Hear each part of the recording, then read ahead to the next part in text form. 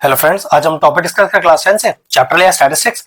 एक छोटा सा ट्रिकी सा 2 नंबर का क्वेश्चन है, चलिए देखते हैं। If the mean of first n natural number is 15, find the value of n। देखो क्या कह रहा है कि पहले n नंबर्स का जो मीन है वो 15 दिया है। अब मीन को हम डिनोट किससे करते हैं? मीन को डिनोट करते हैं x बार से, और ये क्या डिनोट कर रहा है? n नेचुरल नंबर्स का मीन, मतलब 1 plus 2 plus 3 plus 4 plus 5 dot dot dot dot n तक, whole upon total number of terms. भाई ये तो होता है कि sum of all the observation divided by total number. अब टोटल नंबर हमें पता ही नहीं है, क्योंकि हमें पता है कि n नेचुरल नंबर है, तो 1 plus 2 plus 3 plus 4 dot dot dot n तक जोड़ा, अपॉन n कर दिया, और ये डायरेक्टली आपको कितना दिया हुआ है, मतलब इस x बार की वैल्यू कितनी दी हुई है? 15 दी हुई है आपको, ठीक है।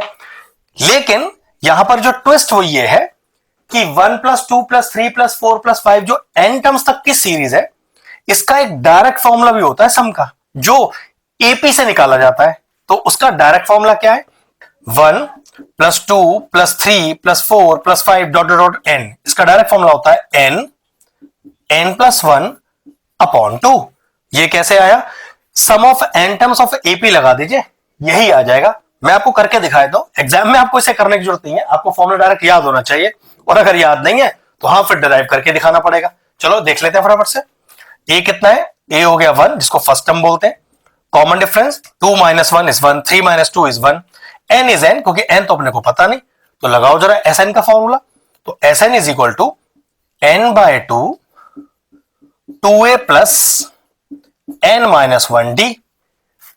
तो n by 2 2 plus n minus 1, तो क्या आया? n बाय 2 ब्रैकेट में n प्लस 1, मतलब 1 प्लस 2 प्लस 3 प्लस 4 अगर n टर्म्स तक की सीरीज हो तो डायरेक्ट सम का फॉर्मूला क्या होता है? n plus 1 by 2। तो ये फॉर्मूला हम क्या करेंगे, इस न्यूमरेटर में पुट कर देंगे और n का वैल्यू निकाल लेंगे। तो putting the value in equation 1, तो न्यूमरेटर में क्या पुट करें?